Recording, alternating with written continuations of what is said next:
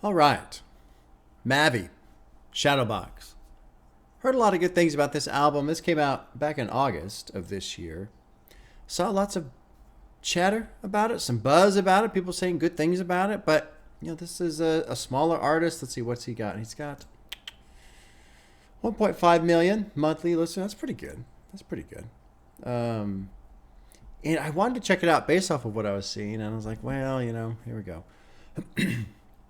And then I saw that Kevin O'Connor had him over for an interview. I was like, well, that's fucking awesome.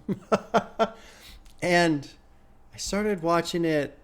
I got like 2 minutes in the other day. And then this morning, I slept like total garbage last night. I got like 5 hours of sleep. I got up.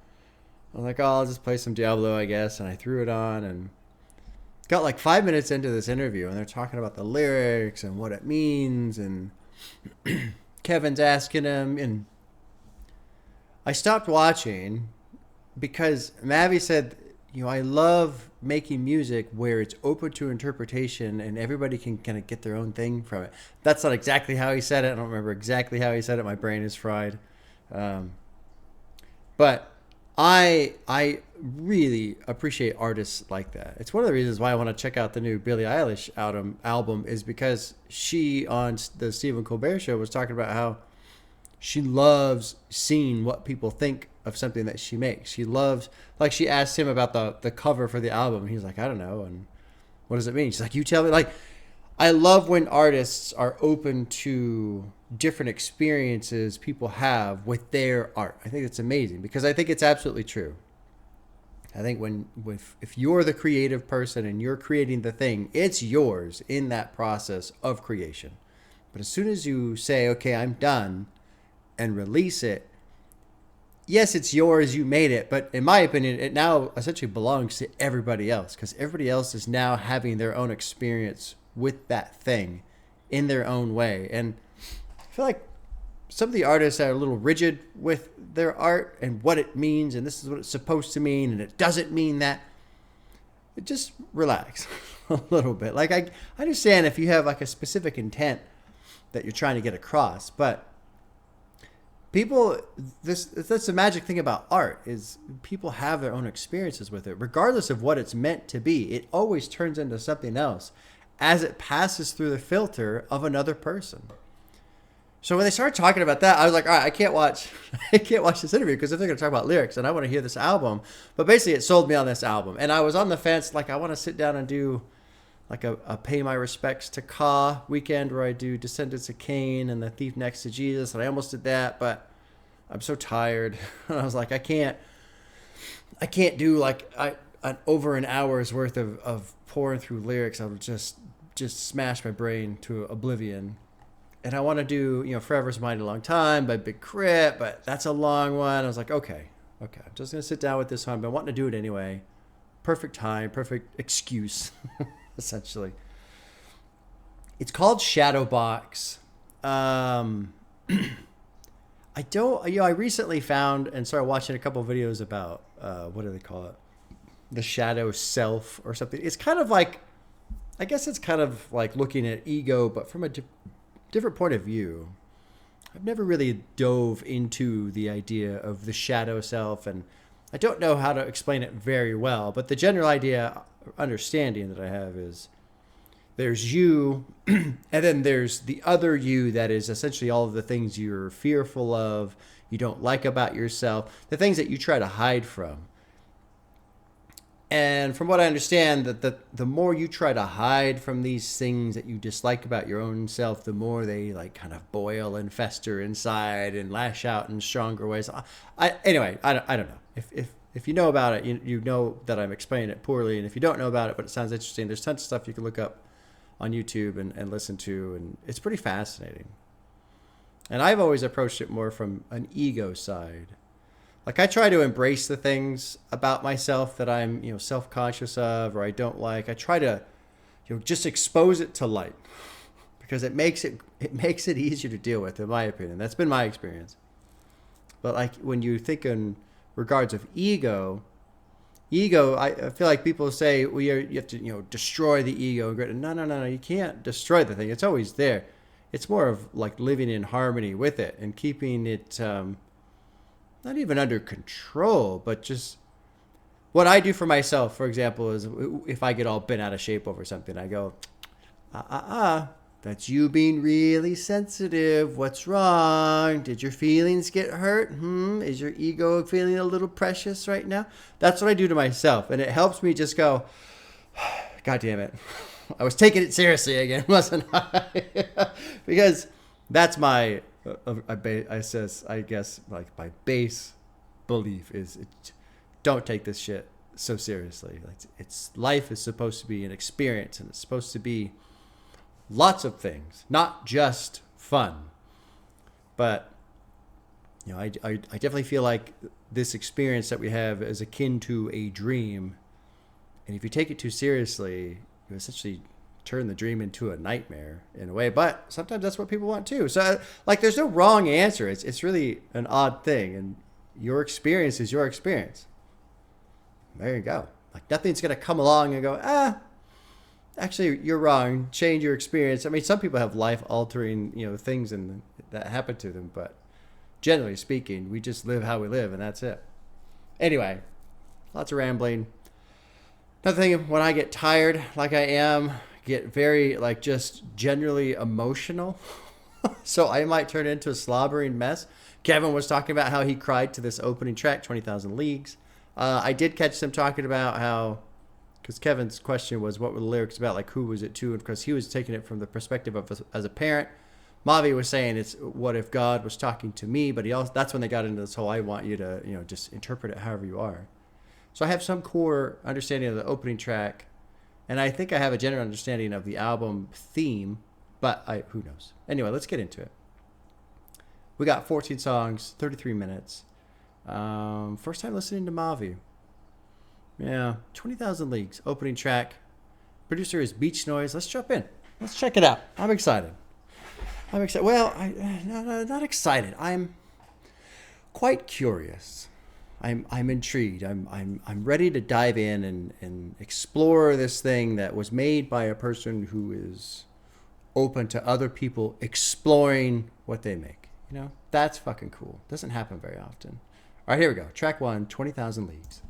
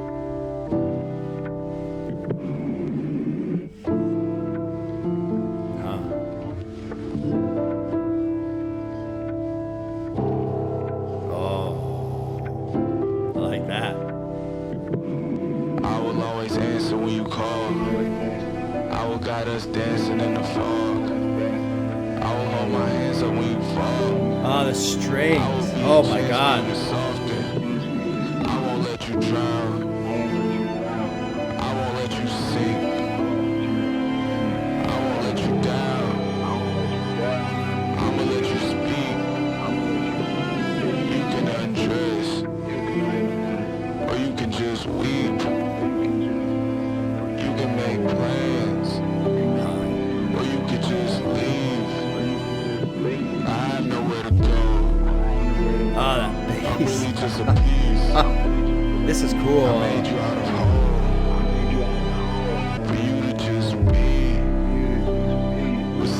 God, beautiful production. Beautiful.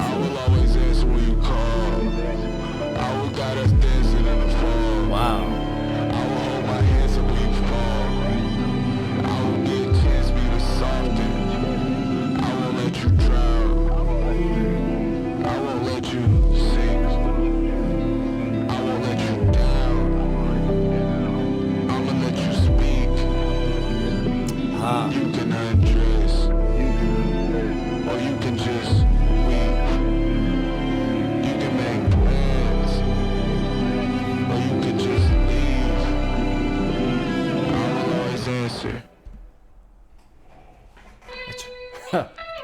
I told myself I wasn't going to cry, but that's not true. I didn't tell myself that. What I did tell myself is, please don't just cry the whole fucking time. So I'm gonna cheat here because it's cool to listen to this knowing what Kevin was thinking of. He's thinking as his perspective as a father, which makes perfect sense. And then Mavi talking about how, what if it was God talking to him, which makes perfect sense. And then the conversation went into, it's whatever you get out of it. So I was listening to it and I was thinking, okay, well, what's another perspective? Let's just have fun with, like, I think what I'm going to do with this album is try not to figure out what he's saying, but just let it be, in whatever experience I have, just share that, not worry about trying to figure it out like I often do. So what a perspective that you could hold on this track that would be different than a father perspective or a God talking to you perspective or a parent or whatever. And something that made me smile inside and got me all emotional was, this can be you to you. This can be you to your own self if you allow it to be. If you allow it to be. And that's the part that makes me cry, because we do such a good job at being so hard on ourselves. So hard. And for what? What do we gain from that? Why do we abuse ourselves these ways? And the why, not so much in the source of it, because there's a lot of reasons that come from, or a lot of reasons that create this bullshit that we put ourselves through of, I'm not good enough, and seeing all the things we did wrong instead of giving ourselves credit for what we did right, all that kind of shit. But goddamn, listen to this song and just consider the idea of it's you being there for you, like this. I'm going to let you speak. Take that idea and go, and you know what? Instead of being mad at myself for being stressed out over this thing, I'm going to accept the fact that I am stressed out about this thing. And in accepting that, I'm going to allow myself, either hopefully preferred in a very healthy way, in allowing myself to vent this stress, express this stress. And when I do that, I'm not going to turn around in the back of my head and kick myself for, oh, you shouldn't be. No, I am. And that's okay. So I will speak what I feel. I will express what I have inside. And then I won't judge myself for it. For you to just be. Oh, God.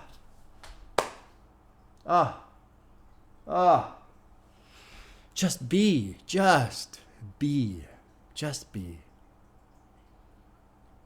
Yeah. I can't talk too much more on that. My throat's really tight. But I just want to throw that out there. So everybody who loves this song, who's heard it and has, enjoys it and has a certain perspective on it, listen to it again. Or maybe you haven't heard it, or maybe, whatever. Listen to it again from that. This is you being there for you. Accepting yourself. Okay. All right. Well, I didn't turn it into a slobbering mess. All right. I'm right on the fucking edge. My wife would be looking over with concern in her eyes right now if she heard me, but I did all right. Okay, track 2 is called Open Waters. It's featuring, it should be the easiest word in the world to pronounce, but I don't know. Malaya? I'll say Malaya. The producer is Simon. Oh, hey. All right. Sometimes it's weird. Like if I say it quickly, my brain can't try and overanalyze it. It comes out right. Assuming that's right. Okay, track 2, Open Waters. Oh, you know what? I screwed it. I didn't realize it carried over there. Let me start it over. Okay, here we go.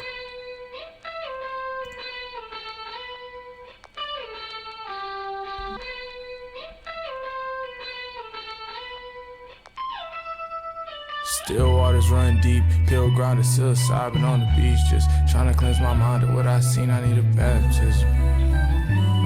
I like that coming in right Still there. waters run deep, pill grounded, psilocybin on the beach. Just trying to cleanse my mind of what I seen, I need a baptism. But really I ain't been that different. Burn marijuana when I'm reaching for my past feelings. Echoing back here and you just like the last nigga. Stomping the gas pedal, well aware the path bearing. I don't think failure scare me as much as my talent. While filling up my capillaries with lag and molasses. I love break the back of what I wrap up in my lasso. I did my cupping and my blood is coming back off. Though they won't budge, I fell in love with my little shackles. Dwelling in the shallows. Still waters run deep. Feel grounded, psilocybin on the beach. Just I like the supporting vocals a lot. The guitar, everything. I need you. Huh. Broken, bruised, found myself in a wishing well. To clean my soul, wash my truth through a sinner's lips. Kissed goodbye and tried to give myself away. But scared is only half a temptation. I'm gonna pause. I want to read the lyrics of this first half, and then we'll go into part 2 here. Still, waters run deep, pill grinder, psilocybin on the beach. So that's the magic mushroom. That's the ingredient in magic mushroom that activates and makes you trip. Psilocybin, something I want to do someday. Someday, I'm gonna try to cleanse my mind of what I've seen. I need a baptism. The part that's striking me the most is still waters run deep. So they wrote it with a comma there. So it's not like still waters run deep. No, it's still waters run deep. I ain't been that different. Burnt marijuana, I want to reach for my past feelings. Echoing back here, and you're just like the last person, stomping the gas pedal, well aware of the path veering. I just watched this video. So Southern California, they got all these high-speed pursuits lately. And there's this video of this person stole a car and, doing 115, 120 down I-5, and they got off on an exit going super fast and rolled and plowed into the pylon and killed themselves and all this shit. So that line, stomping the gas pedal, well aware the path is veering, speeding into a turn, knowing the turn is there, basically accelerating into the crash type of a thing. I don't think failure scares me as much as my talent, while filling up my capillaries with lagging molasses. My love break the back of what I wrap up in my lasso. My love breaks the back of what I wrap up in my lasso. I take that as like I strangle things with my love. Basically, it's too much. Anyway, so lasso. You think of cowboys, rustling cattle, all that. So you get your horse right, and then you get on top, you break the horse. But so if in that context, that analogy or metaphor, I should say, capturing something so that you can love it, but then your love is so much it essentially crushes it and breaks its back. I dip my cup into my blood, it's coming back gold. Though they won't budge, I fell in love with my little shackles dwelling in the shallows. And then he gets into the shadows, though they won't budge. I fell in love with my little shadows. I know they'll probably preach about the company I keep. If you're the one to kill me, but the last one to leave. And that's just how it be. I need you. You're the one to kill me, but the last one to leave.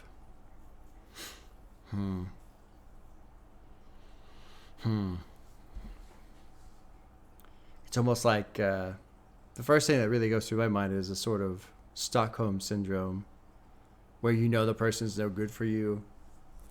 And maybe not even person, but maybe it's the shadow. Because it is called shadowbox, and I think that's what it's more about, is the shadow self.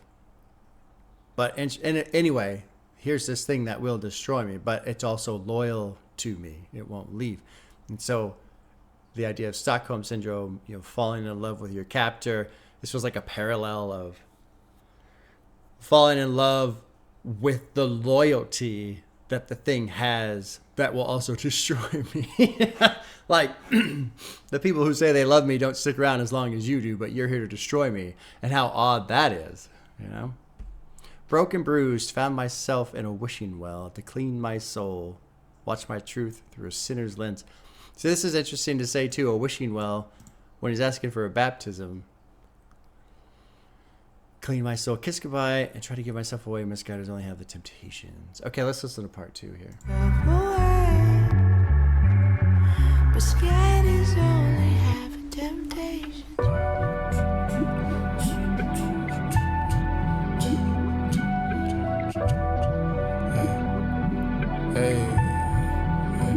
Yeah.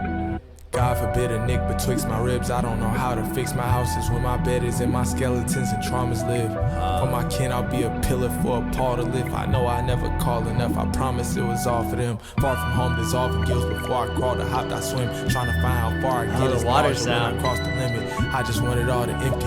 I just want to ball into the darkness of the smallness in me. Like when we was always children. They want that old MAVI bag. And I just want it old MAVI bag. Stealing glimpses through a post or through glass. Boasting just a soul and clothes on it. How I stop from nose diving. I ain't have no role models, Jack. We must know that we're chasing a sun that will never set, yet we are unable to stop. We write and we sing and we draw, and every momentary reprieve from the gaping maw of despair we attribute to our creativity.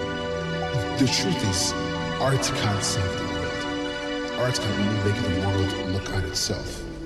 With that being said, let's talk about MAVI. I want to disagree with that so bad. I was like, well, why? You know, why am I so, bent over that one? Oh, he said, okay, first, I misunderstood. So he's creating art out of suffering is a haunting, no, if not a futile endeavor. I fully disagree with futile endeavor. Fully disagree. Deep down, we must know we can't be saved by colors on a canvas or words on a page. Fuck yeah, we can. Oh my God. Anybody who has just experienced something or seen something and has been moved by something. Although, the choice of the word saved, that's a tough one to get around because saved means so many different things to so many different people. So, not really going to argue that one because I don't even know exactly what he means by being saved. Saved from what? You know? We must know we are chasing a sun that will never set. We're unable to stop. We write and sing and draw. Every momentary reprieve from the gaping maw of despair we attribute to our creativity. This guy's pretty negative about art. Art can't save the world. Art can only make the world look at itself. Again, with the word save. Save from what?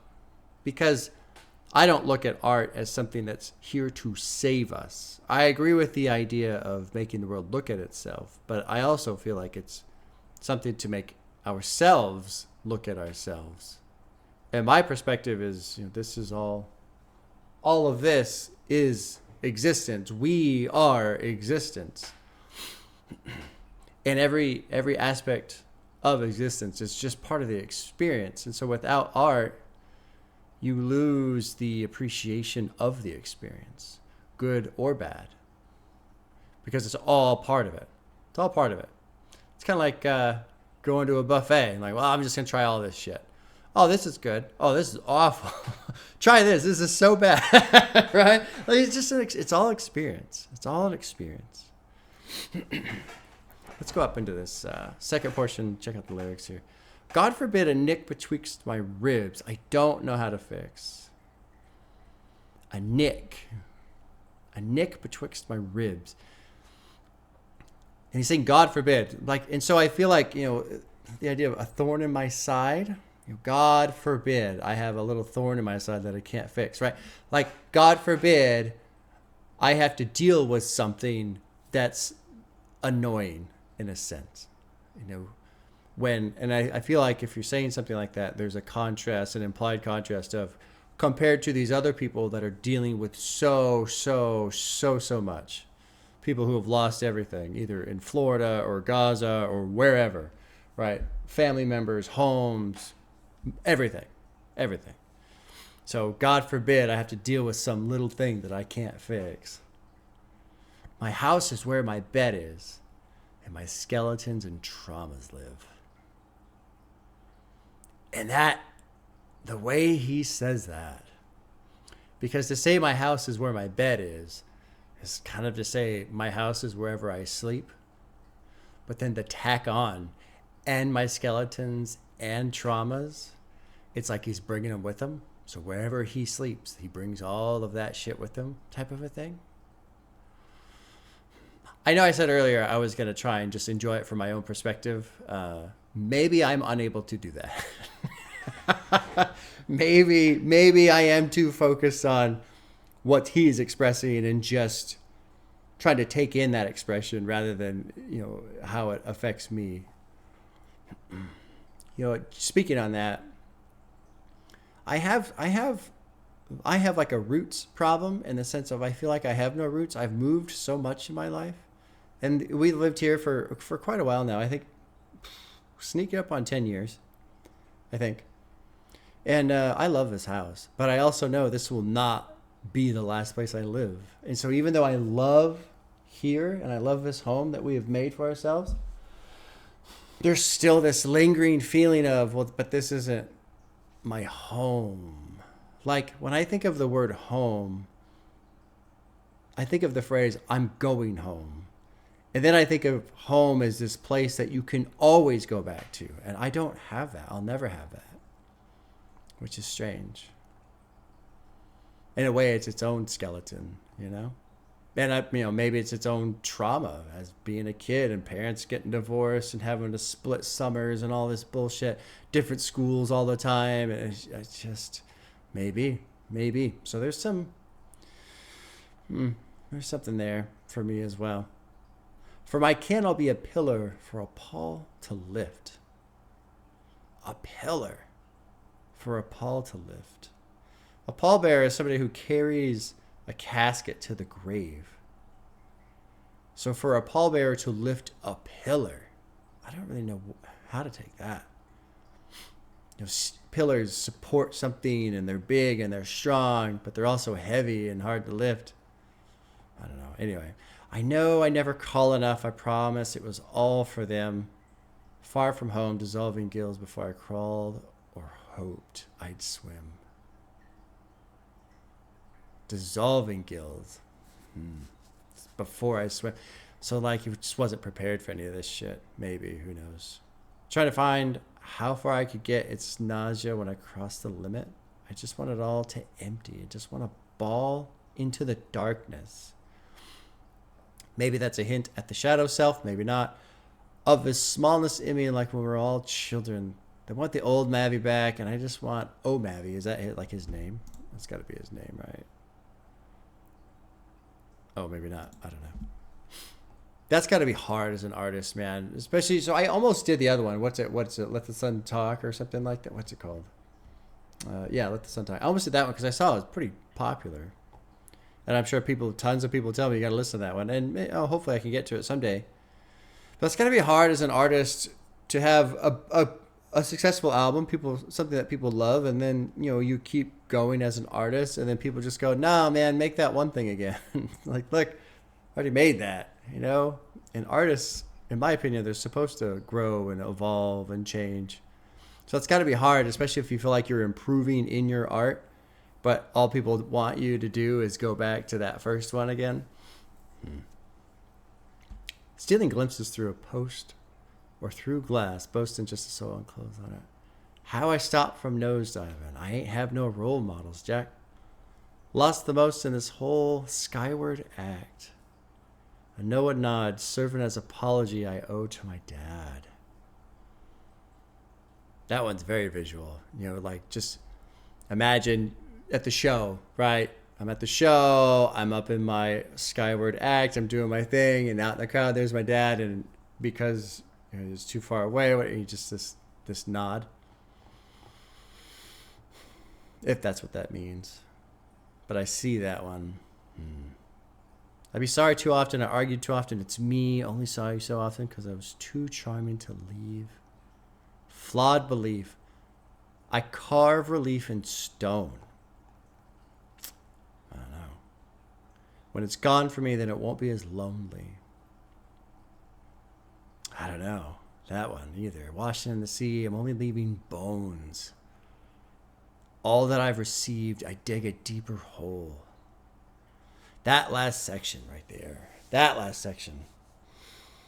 I carve relief in stone. When it's gone from me, it won't be so lonely. Watch and sailing leave bones. I want to pick that apart. I don't really know how. The only thing, so I think of, I carve relief in stone, I think of something like the Ten Commandments or something like that. But basically something that's permanent, But carving relief in stone, I don't know. Maybe it's like a promise to himself. And when it's gone from me, it won't be as lonely. I don't know. Okay, well, let's move on to track 3. Let's see how this keeps going. Track 3 is called I Did. Producer is Two Tone. Jumping in, track 3. Oh, wait, did it start? This is a quick one, 2 minutes.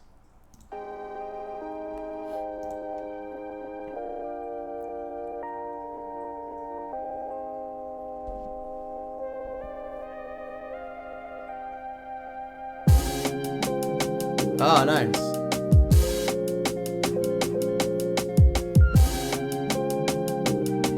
Yeah. I said I wasn't gonna sip that shit no more, but I did. I said I wasn't gonna call your phone no more, but I did. I ran up enough comments, throw my bros to assist. Saw the light and wasn't frightened, I ain't know if I would live.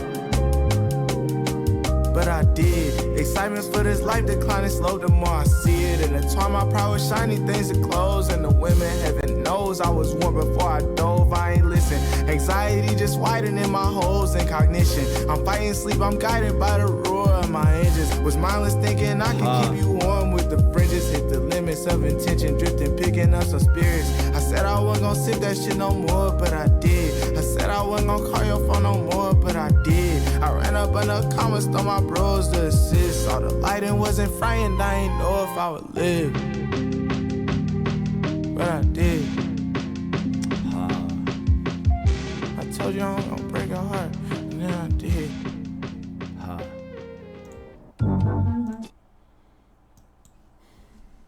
I feel like this ties into the concept I mentioned on the first track of allowing ourselves to just be there for ourselves, forgive ourselves, allow ourselves to express these things, right? Because this feels like a lot of, I don't want to say regret. I don't want to say kicking myself. I don't want to say, I'm a hypocrite because I go back and all these things that I said I wasn't going to do. Because it's not that intense. But it is like this persistent, almost like I don't want to say nagging, like a nitpick, And kind of like what I said earlier about, focusing on our mistakes instead of focusing on the things we should credit ourselves for doing. I did this, I did that, great, awesome, good job, No, instead, I said I wasn't going to have a drink, and I did, and so I fucked up there, and I said I wasn't going to call, and I ended up calling because I fucked up there, just all these different things. This line saw the light and wasn't frightened. I didn't know if I would live. I mean, is that like a near-death experience type of thing? What's going on there? I don't know. But I did. Especially like that on the line, it doesn't complete, it folds into the verse. You have to wait for the verse for the conclusion of what actually happened of seeing the light and not knowing if I would live. But I did. Excitement for this life declining slow, the more I see it. Intertwined my pride with shiny things, the clothes of the women. Heaven knows I was warned before I dove. I ain't listen. Anxiety just widening my holes in cognition. I'm fighting sleep, guided by the roar of my engine. He mentioned this tour that they're doing right now, they're just like driving around in a travel van or something like that, a little bus. I don't remember exactly what it was, but I wonder if that's kind of a reference to that. So I'm dialing, ill advice, being all alone in my condition. You declining, fighting trauma of your own, so I get it. I said it wouldn't be politic no more, buying pistols, was invited in, my light got dim. Ain't growing up around killing. I wonder what the fuck that means. I wonder if this is like a cultural thing? I don't know. I said I wouldn't fall in love no more, trying tristing. So a tryst is like a kind of like a fancy word for a one night stand or something like that, essentially. I think. I'm not positive. But then I love the next line. It ain't nullify the impact of the ending on my ticker. So it didn't nullify the effect it has on my heart. It may be my heart breaking or my dying or who knows what. You said this time was final. Prying boards off your window. I got tired trying to find me on tour by ticket. Prying boards off your window. You said this time was final. Prying boards off your window. It's like a pretty intense way of the first thing I think of is like some sort of breakup, or I'm never going to see you again, or whatever. And then the idea of when you close off your heart to someone, and so maybe the metaphor is, you know, preparing, almost like preparing, not preparing for a storm, but like when you condemn a building type of a thing, you board it all up so nobody can get inside. You know, you board up the windows, you board up the door so nobody can get in. This time was final. Prying boards off your window. Like, again, even though that heart, whoever that is, whatever it is, it's all boarded up. Getting them boards off. And that person's telling me this is the last time. Maybe. I act like I was fine with time. I'm sure it's something missing. Spryly sprinting with my kite. It wasn't lifted. Sky was windless.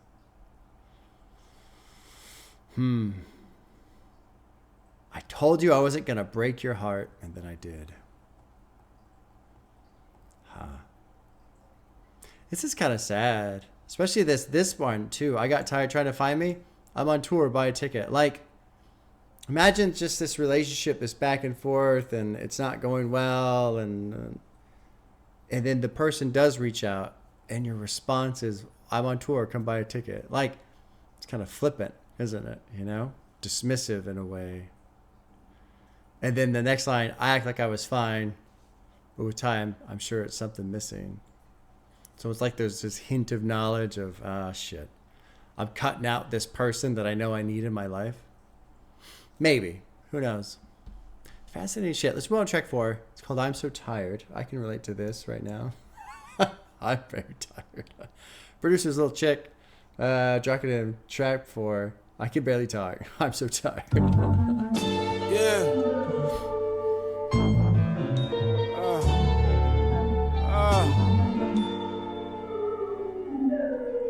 Yeah. Today my grandmother turned 80, and I'm on 3 Percocets, I ain't even 8 yet. Flipping through the chicken, fingertips get stained red. Yeah, Benjamin, them crippin', I can't make it make sense. I just try to make peace. I'm rolling with this 30 like lurking with Davies. The AMG swerving, I was worthless on these same streets. I made it out, I ain't too worried if they claim me. Mainly if we ain't co-parent this pain, prefer you hate me. The only certainty luring me in the Hades lately. Persephone flirt with me. I was 7, first heard her sing since then heaven to blur to me. Whichever moon I choose to go scuba these Titans with. Wash me off. What? Wow. Wash me off. Yeah, wash me off. Wash me off so I can make another song without a crater or a scar. Wash me off. Wash me off. It's way too late to wait for dawn. I chart my placement off the stars.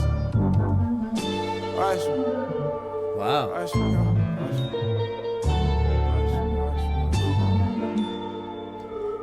This is a cool song. I like the that verse. Today my grandmother turns 80 and I'm on 3 Percocets, ain't even 8 yet. To me that feels like I'm gonna die before my grandmother dies. Like that direct comparison is so stark. And it brings in so much because it shows what a mess you're in your own life compared to somebody who has already lived so much of theirs and will probably continue living theirs after you have finished yours, because you're going to die so young, because that's the fear that's being implied there. But then also, here's your grandma, who is probably the type of person to tell you, don't do Percocets, right? Come eat instead. Your grandma's always trying to feed you all the time. And so there's another like contrast of I'm completely failing what my grandmother would want me to do. I'm a complete, like, feeling like a disgrace. Feeling that way. And then the other aspect of, well, they were right. Here I am making these decisions, and they told me not to do this, not to do that. And here I am, all fucked up, 3 Percocets, I ain't even eaten yet. They were right, Great contrast right there. Especially with it being grandmother. And then there's just such a sting of feeling like self-disappointment, of disappointing the people you love, that kind of thing. Flipping through the chicken, fingertips get stained red. This is annotated, I wonder why. Chicken can mean money, otherwise flip through money stained with blood or wine. Maybe, who knows. Benjamin and them crippin'. I can't make it make sense. I just try to make peace. I'm rolling with this 30 like lurking with Dave East. Who's Dave East? I feel like this is like I don't know the song. The AMG swerving. I was worthless on the same streets. I made it out. I ain't too worried if they claim me. Mainly if we ain't gonna co-parent this pain. Prefer you hate me. Ha. The only certainty luring me into Hades lately is Persephone flirting with me. So this is like, the Greek gods basically, but Persephone is the goddess of love, I think. Hades is the devil, essentially. I was 7, first heard her sing. Since then, heavens are blurred to me every step. X's hurting me. Turn to blessing and courtesy. I ate. I love this part right here, but I can't really figure out why. I ate off his fork in the road. I feel like that's his life. He has this chance to veer. Here's a decision in life, the fork in the road, and I'm going to go this way, and I'm eating off of it now. I'm making money. But then he says, made a little morsel of crow, flamed up a torch with the coals, snaked through the ports of my soul, ain't chasing ninth wonder or coal. So I feel like right there he's saying he's not going to be big. Is that what that means? Ain't chasing. Well, okay. I was maybe not necessarily not going to be big, but not trying to do what they're doing, and that makes sense. Let's click this annotation. Crows, snakes, and fire, all symbols of memento mori. Further mentioned a few bars. I don't even know what memento mori is. Symbolic reminder of inevitable death. Oh, okay. Birds such as crows, ravens. Symbols of that. MAVI is very accepting of the thought of inevitable death. Yep, that makes sense. Especially starting with the Percocet thing. This line I really, really, really, really like. Unsafe in the soil I cultivated. Unfortunate growth. Like, here's this decision I made in life. It was this fork in the road, and I went this way. And of course, because I'm pursuing it, I'm just going to assume it's related to his music career. And more so, like, going on tour type of a thing. But, because I made the decision, now I've got to cultivate this decision. I got to work on it and try and get it to bear fruit. And there's this unfortunate growth. And now I'm unsafe in the soil I cultivated, which makes sense if you go back to the Persephone thing and, if he's viewing women as temptation and all this stuff. Baptize my sin in a diamond. Grandma giggles in my dreams. Baptize my sin in a diamond. Let's click that annotation. When a person is baptized, holy water is washed on their head. Yep, or in some cases, the entire head submerged in water. Instead of using the phrase drowning in eyes, he refers to himself being sinful and being submerged in jewelry to distract himself or feel better about his mistake. Oh, that makes sense. Okay, sure. Rub my temples, rewind it. Muting what distros is vying. Stupid for business. I'm fine with it. I'm a black person. No eluding the skin that I'm bonding with. I'm not a human.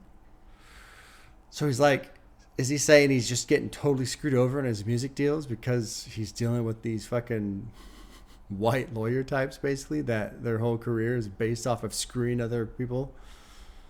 I kind of don't want to click that annotation. Like, I'm really fucking nervous. All right, let's do it. Eluding means to escape or to avoid capture. So the annotation is just to talk about one word. Maybe the person writing the note was as nervous as I was. I feel like that's what he's saying. Not deluded. I stick to my side of the fence.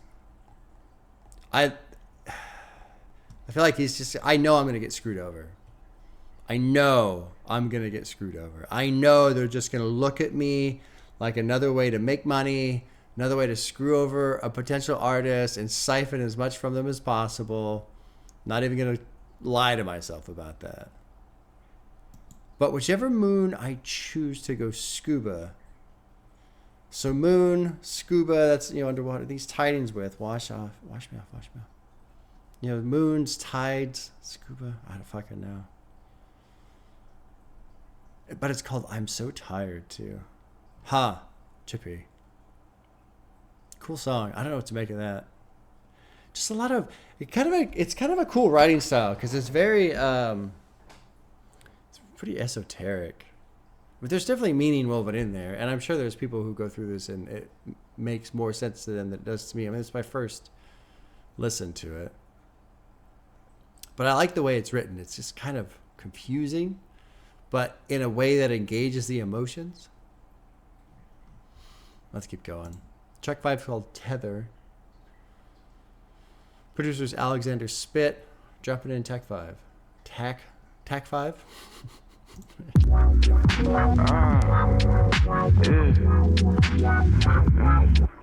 Ha.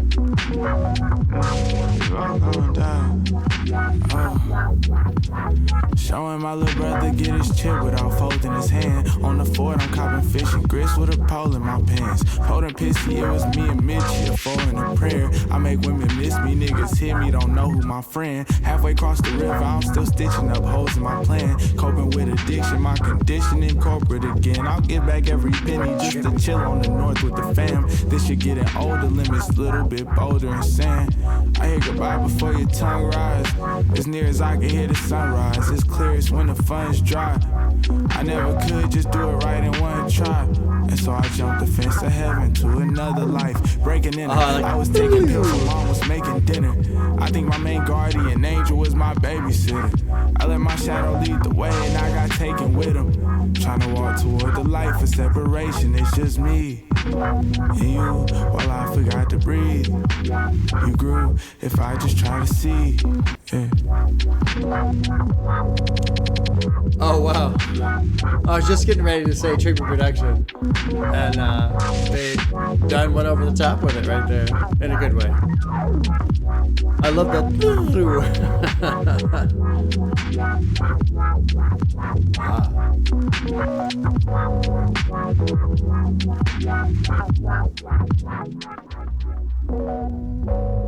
Cool song. Cool album so far, man. Different. Very different. I feel like this track is kind of the most direct reference to the shadow self so far. So let's dive in this a little bit. Let's see. Let's get the second half of the verse. I think is when we start kind of talking about the shadow self. I think. As near as I can hear the sunrise, it's clearest when the fun's dry. I never could just do it right in one try, and so I jumped the fence of heaven to another life. And I feel like that's a reference to leaving home and maybe going on tour. I'm going to keep sticking with that general theme. I don't know if that's correct or not, but that's what it feels like. Break and enter, I was taking pills while mom was making dinner. I think my main guardian angel was my babysitter. I let my shadow lead the way, and I got taken with him, trying to walk toward the light for separation. And I'm curious to see where all this goes, because from the little I understand about the idea of the shadow self is it's not about trying to separate from that, but just trying to coexist with it instead. And I think as you try and run from these things and separate from these things that are part of you, hence the term tether for the title, you can't run away. It's just, but now you've got this whole other strain because you're trying to get away from this thing that you just can't get away from. It's just me and you. While I forgot to breathe, you grew.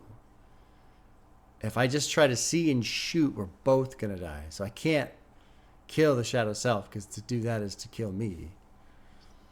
Let's click this annotate. Well, do I want to? I don't know. Maybe not. Show my little brother get his chip without folding his hand. What the fuck does this mean? MAVI uses a poker metaphor and teaches his little brother how to succeed in life or even survive. The chip being wealth and success. Folding his hand could mean giving up. Okay. Yeah, that makes sense. On the fort, I'm cooping fishing grids with a pole in my pants. Poured and pissy, it was me and Mitchie of 4 and a prayer. I make women miss me. People hit me. Don't know who my friend. Halfway across the river, I'm still stitching up holes in my plan. Coping with addiction. My conditioning culprit again. Being conditioned into an addiction, meaning maybe you grew up thinking that kind of shit's normal, and that's why you're now coping with this addiction. I'll give back every penny just to chill on the north with the fam. The shit getting older, limits a little bit bolder in the sand. I hear goodbye before your tongue rise. As near as I can hear the As near I can hear the sunrise, it's clearest when the funds dry. So people are leaving when he's running out of money. The shit's getting old.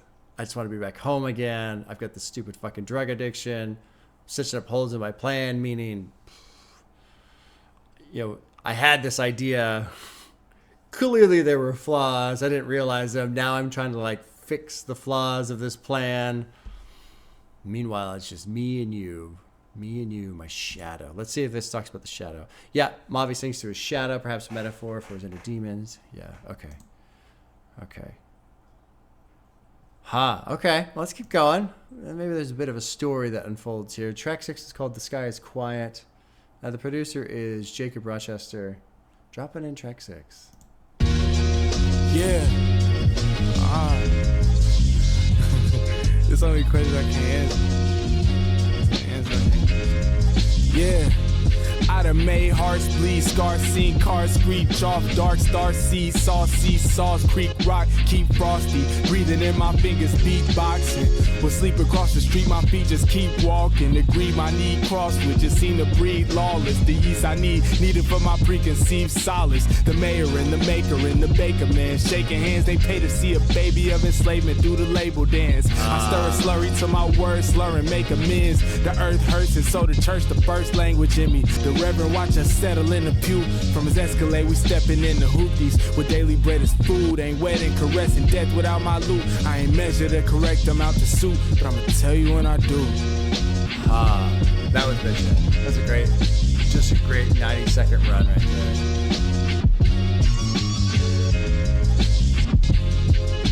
there. So I think something important about that track is The Sky is Quiet.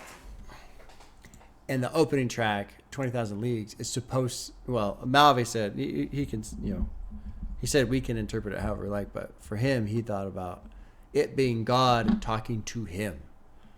But now, in this part of the album, The Sky is Quiet. So maybe here's another issue with this whole scenario that we're being told about, and this, being on tour and being away from home and all these temptations. Well, I don't want to say all these temptations, but specifically this shadow. I'm left with just this shadow self that seems to be running around inside of me, and I'm trying to get away from it. I'm trying to get back to the light, but right now the sky is quiet. And he's got this answer. It's only crazy I can't answer. I can't do shit. Made hearts bleed, scars sing. Cars screech off, dark starseed, Seesaw's Creek. I don't know what the hell that means. Keep frosty, breathing my fingers, beatboxing. With sleep across the street, my feet just keep walking. With sleep across the street, my feet just keep walking. The greed my need cross with just seem to breed lawless. So I'm just like willing to do less than legal things in order to satisfy his own need, his own greed. The yeast I needed, or the yeast I need, which need is like, you know, kind of rolling it with the palms of your hands. Needed for my preconceived solace. The mayor and the maker and the baker man shaking hands. This has got to be a reference to himself, right? Because I follow him on Twitter and I think like MAVI for mayor or something like that is his handle, something like that. So I don't know the reference of the mayor, but he's used it before. He uses it like online for his tags or his handle, I mean.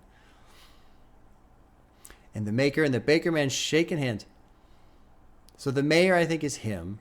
The maker, I would assume to be God. And the baker man shaking hands. The baker man. Well, what's the little child's, hey, Mr. Baker Man, bake me something as fast as you can. I don't remember. My wife would know. Damn it. I wish she was here. She could help me with that. The Baker's Man nursery rhyme or something. Anyway, they pay to see a baby of enslavement do the label dance. So that kind of locks in what I was suspecting previously of this, you know, I know which side of the fence I'm on and the people I'm dealing with. And so they pay to see who, MAVI, who is what? A baby of enslavement to the label dance. I stir a slurry till my words slur and make amends.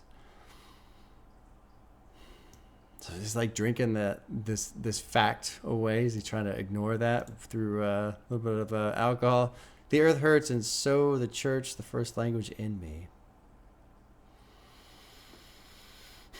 I feel like that's saying, you know, the world is a painful place.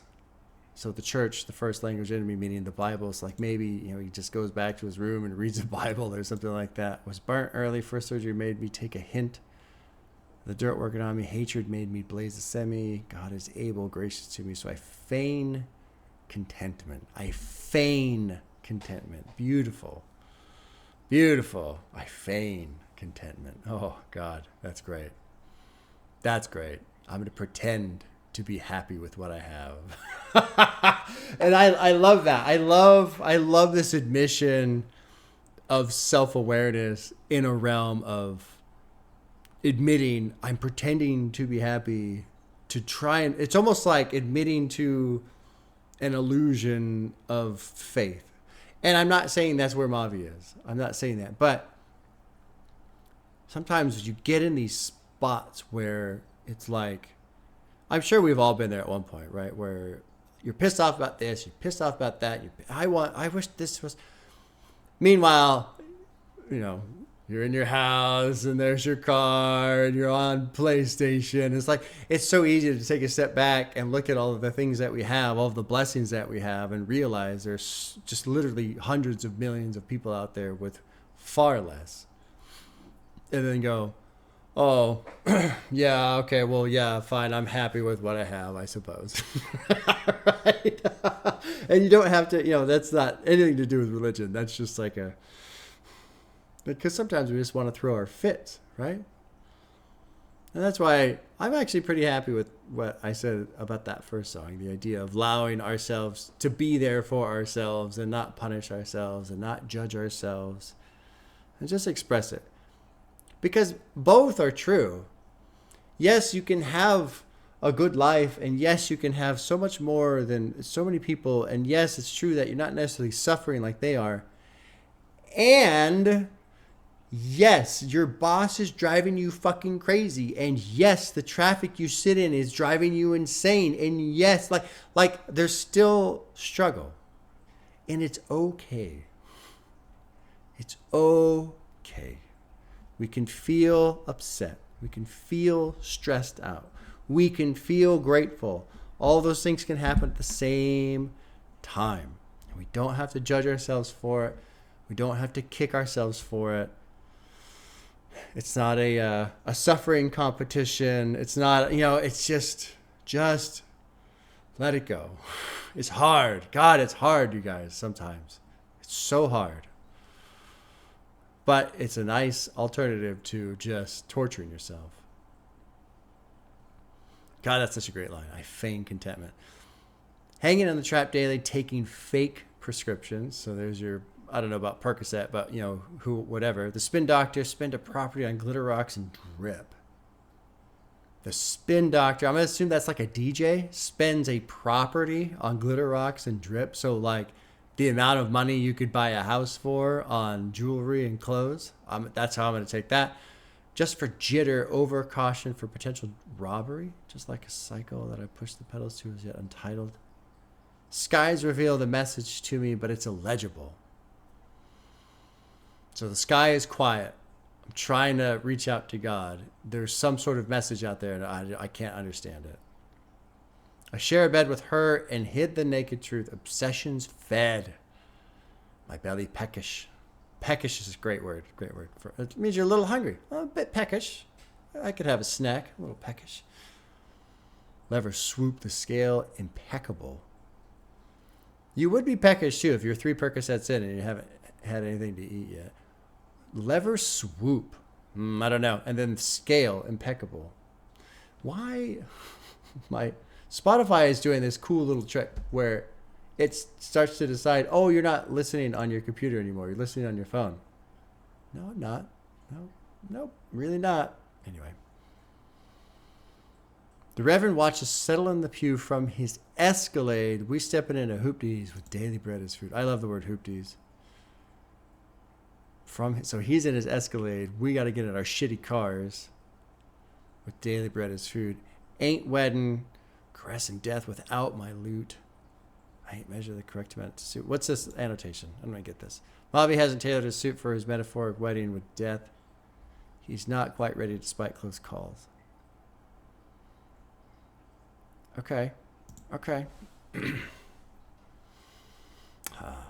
is fun. Let's keep going. Track 7 is called Latch. Producer is Two Tone. Dropping in track 7, Latch. Yeah.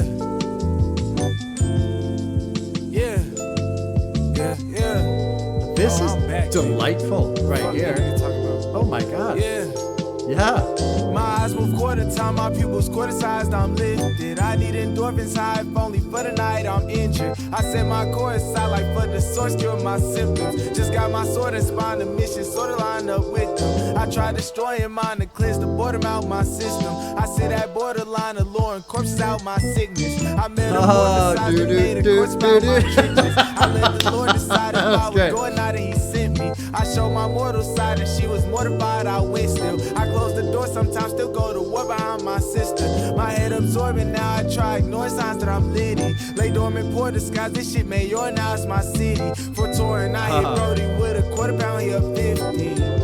Even when a nigga scoring, I'm assisting. This sounds 60 amazing. 140 rounds that I see. Niggas know it come with noise around my city. Niggas can't talk about points without my mention. Yeah, it's my one way to patch the dead. Ain't have nothing to back the checks. I make love and I latch my chest.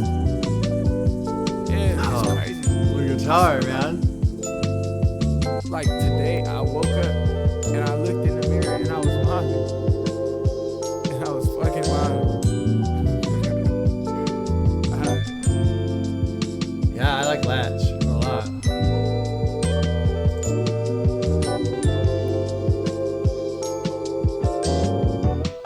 Yeah. That was great. This outro is very important. So the song is very upbeat, quite enjoyable. And we've got this, I woke up and I looked in the mirror and I was MAVI. And so I'm going to just throw this out there just for the sake of kind of throwing it out there. But this, I used to listen to a shit ton of Alan Watts, man. When I was going through my falling out of Christianity thing and really just trying to figure out what the hell? Right? Listen to a lot of Alan Watts. I love that guy. He's fun to listen to. But one of the statements he's made in so many of the talks, and they're available kind of everywhere. They're on YouTube, Spotify, whatever. There's tons of just Alan Watts talks. And there's I swear this is probably my favorite thing to listen to, probably of all time, in terms of just like something that's on YouTube that's kind of obscure. It's called Fear of Enlightenment by Alan Watts. And it's just like this 8-9 minute thing, and they've got like a little bit of music over it or whatever. But in that, he says just so many amazing things. But there's this part where he says, you wake up one day and you realize that there's nothing to realize. There's nothing to realize. And so when MAVI says that, today I woke up and I looked in the mirror and I was MAVI. Now that doesn't necessarily mean what I'm saying. It could be maybe in that moment he's kind of shed all of this self-doubt, this self-judgment, all these things that he's piled onto himself, and he's just realizing, no, I'm just me. But that's right. I mean, that's right in the realm of there's nothing to realize. And I feel like I should expand on that concept because I brought it up. Right? Like you mentioned it, Bob. What? Now you're just gonna wander off and not expand on that?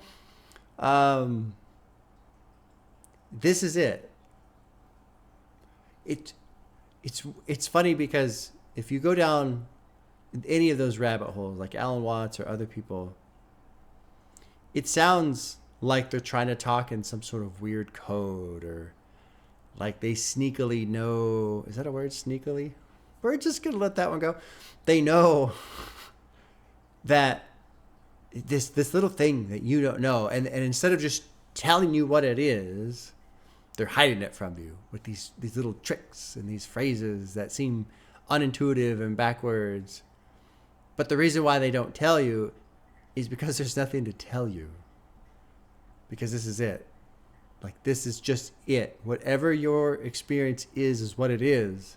And you can pile on as much complication and bullshit and frustration and study and analyzation, anything you want, any amount that you want, or not.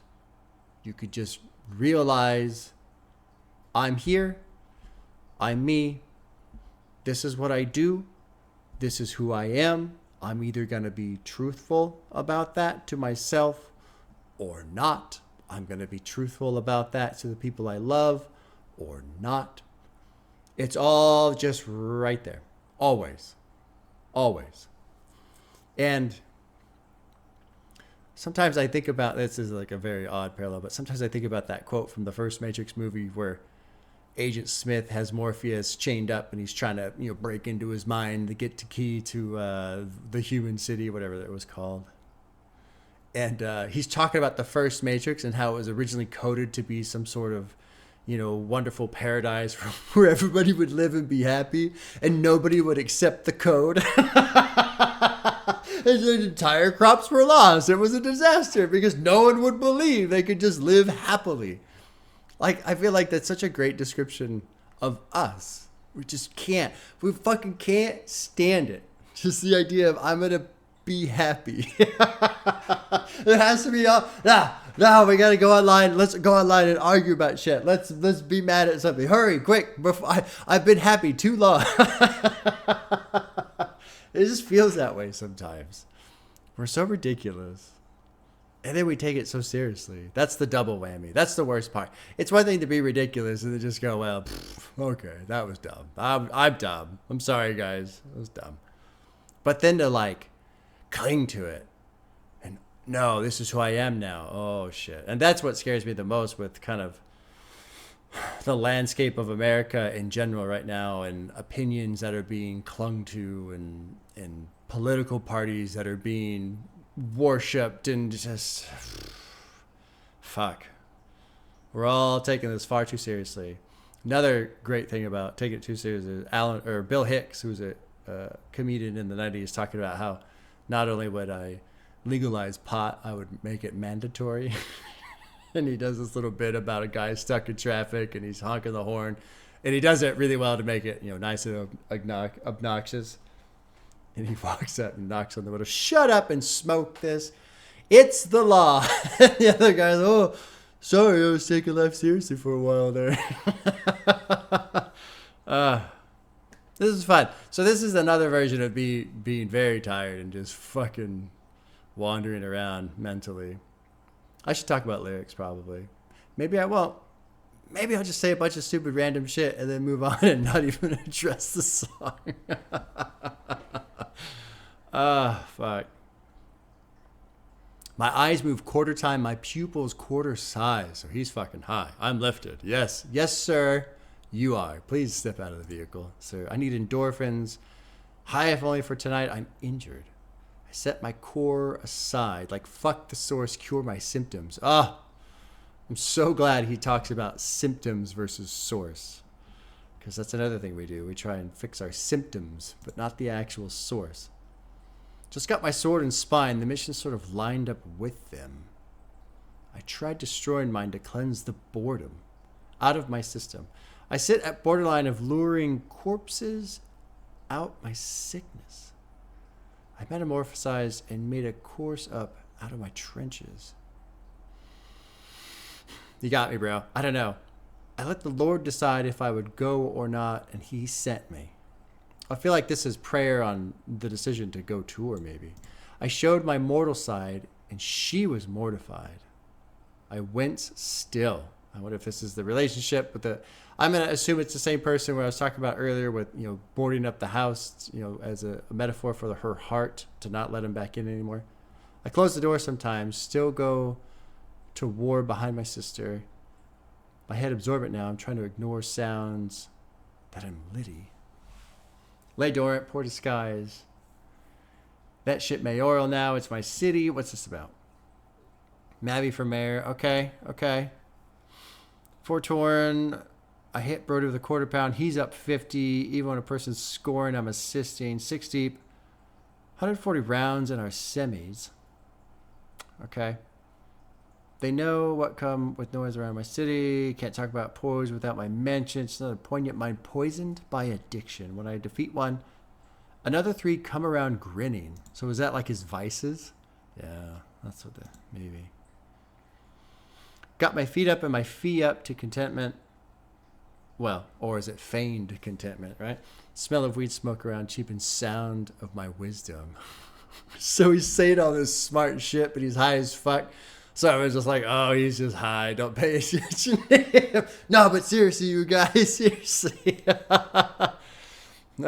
Shit, man. Cut's eye reopened now. I'm squeezing all of my lemons. Blood I leak on the ground, creeping up in my business. I don't know. I don't know what to make of most of this. Was on my way to patch the debt. Ain't have nothing to back the checks. I make love and I latch my chest. We stay hungry, dodging the feds. We humble before they could teach me. I starve my ego instead. Unencumbered by my regrets. So starving the ego, which I don't fully agree with either. You don't want to starve the ego. You just want to say, hey, stop being so sensitive about everything. Ego. Stop it. It's fine.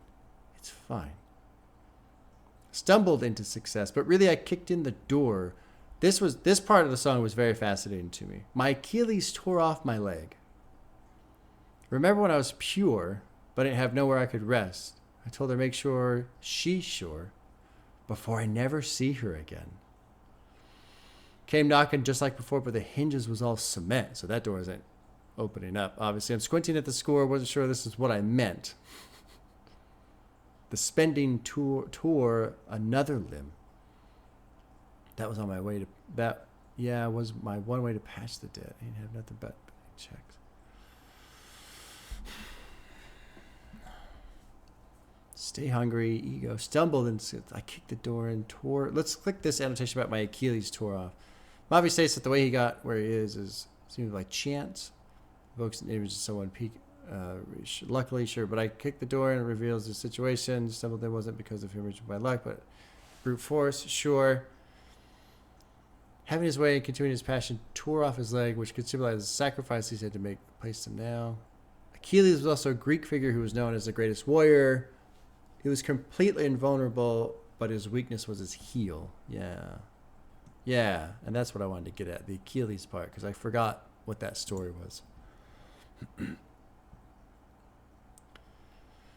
I told her, make sure she's sure, before I never see her again. And then I came knocking just like before, but the hinges was all cement. So it's like this time really was the last time. That's it. We're done. Don't come back. I'm not going to see you again. And that was it. And then he's got this next line. I'm squinting up at the score. Wasn't sure this is what I meant.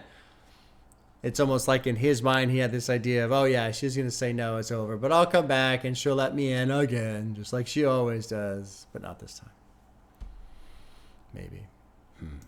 Let's move on. Track 8 is called Grindstone. Producer's two-tone. Drop it in, track 8. Brandon! He just left again? Bitch. Come here, come here. I'm the best rapper ever. Listen to this. Yeah, I claim I'm quitting. It's been too many tomorrows, too many withdrawals. My jury worth the car note. I still ain't got a car though. A conscious nigga sorrow. Too smart to have to borrow. The partial paper ball thrown. Get rid of it and start over. What's written in the stars become the emptiness to draw on. My scribble in a barcode. My innocence get all sold. My inner wisdom also. Pretending that my guard grown. I still feel pretty small though. My siblings in my heart home. I'm living missing calls though. I split it so a heart cold. She lift me by a long rope and pick it like guitar notes. I'm sicking, but it's all load. I'm sticking to the motto. I'm switching through some models. They lead me through a blindfold. The mirror show a side. Don't leave my sister and my mom know. A 15 split with sideshow. How they fit in my sign soul. Just looking to these eyes yellow by liquor in my crotch choke. Switching through the time zones and living on the grindstone. Bitch ass nigga. I wish I hit the lotto. Pretend I'm friends with God. Throw all my wins, he equalize on. Living on the grindstone. Yeah. Alright, let me hear that. Great beat. What a fucking killer beat. Yeah, I like Grindstone a lot.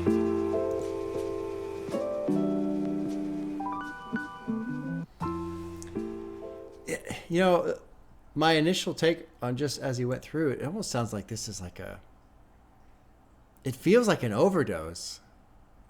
Which maybe it is, but it's not necessarily a drug that he's overdosing on, but the grind that he's overdosing on.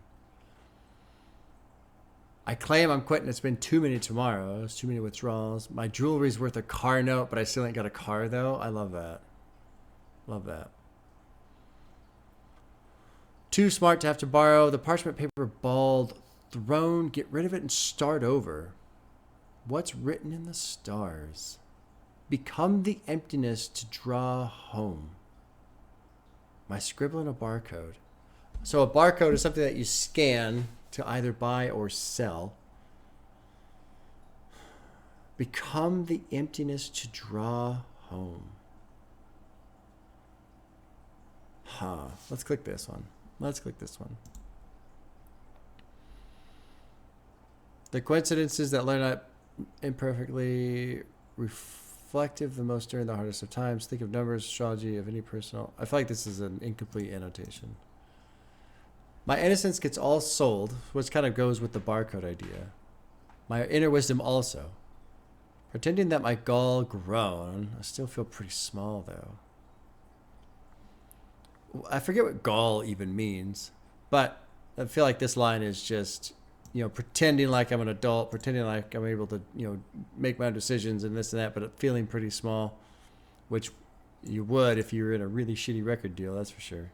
Not saying that he is, but keeping to some of the things that have been said previous in this album.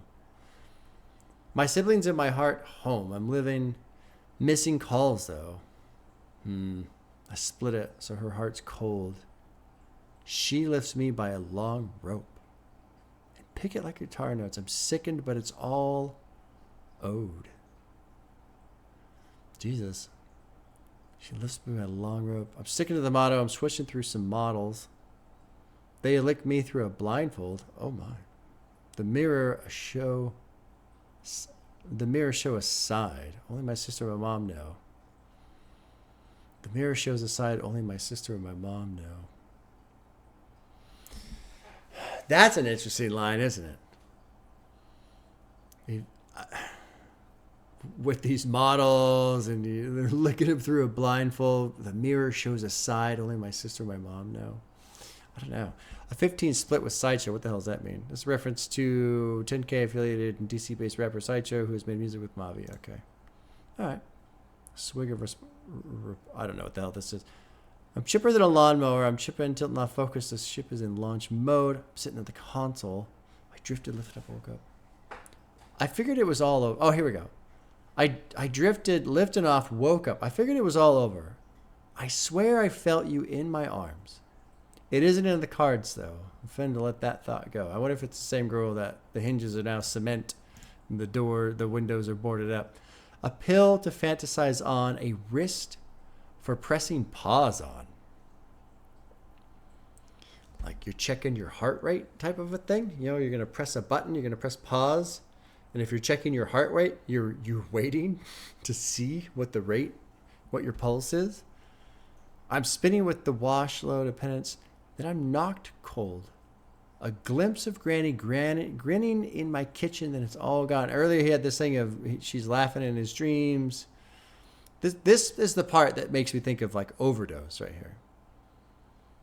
Lifted trying to enter her digits. This is the wrong phone. Like imagine you're all fucked up and you're trying to like put the phone number in. You're all screwed up because it's the wrong phone. Pinned to this pittance without anyone to call on. I wish I hit the lotto. Pretend I'm friends with God through all my wins he equalized on. Swimming in the odds. Nobody fit in my assigned soul. Swimming in the odds. And what if this is some sort of reference to, you know, what are the odds of another artist, because this has nothing to do with hip hop.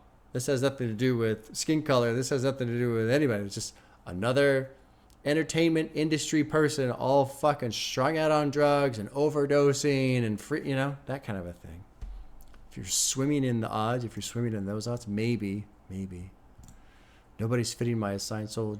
Look into these eyes, yellow by liquor, and my cries choked. Switching through the time zones and living on the grindstone. I wish I hit the lotto. Yeah, it'd be nice to just have a bunch of money, huh? And not have to do anything. That'd be nice. Ha. Intense. I don't fucking know what to make of that. Let's move on to track 9, which is Drown the Snake. It's only 40 seconds. Angelo Leroy is the producer. Oh, it's spoken. Okay, let's listen to this real quick. You know how you talk about like that inner child? Like with that inner child, bro, like there is a demon that grew up with that nigga, bro. Yeah. Like I used to see shadows in my room all the time when I was a kid, bro. Like, I was ADHD. My mom used to think it was the meds. The meds, they took me off of it, but I was still seeing the same shadows.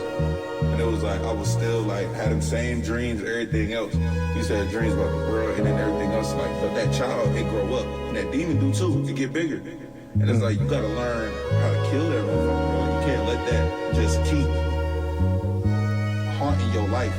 So and you say like you know too much now. Like you can't be like, oh yeah, I know too much. Like you gotta be like, bro. So how you kill him? So from my understanding, you can't kill the inner demon. You can't. It would be like trying to stop your shadow from existing on the ground type of a thing. That's my understanding, but I'm not well versed in the shadow stuff. So this will be interesting to see where the rest of this album goes. There's 5 more tracks. The next one's called Drunk Prayer. The same producer, Angelo Leroy. So let's drop in track 10.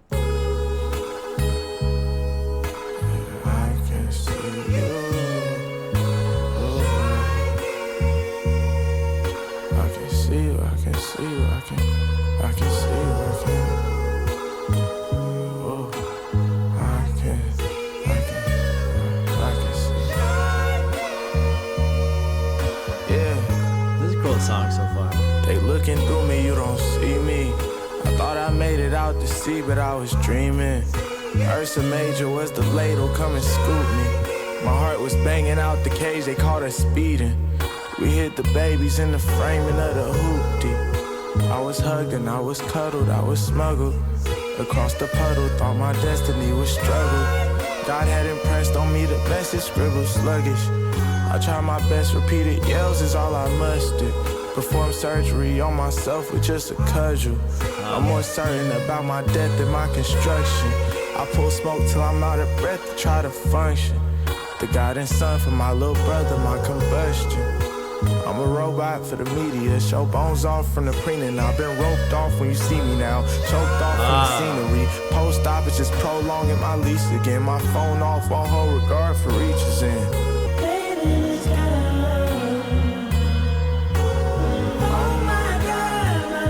This is a great album.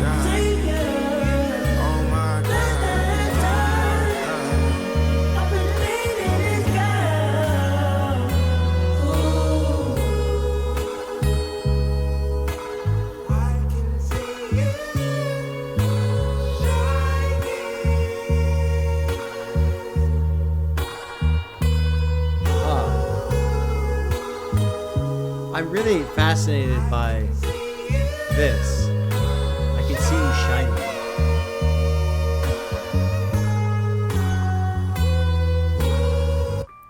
Especially since it's different vocals.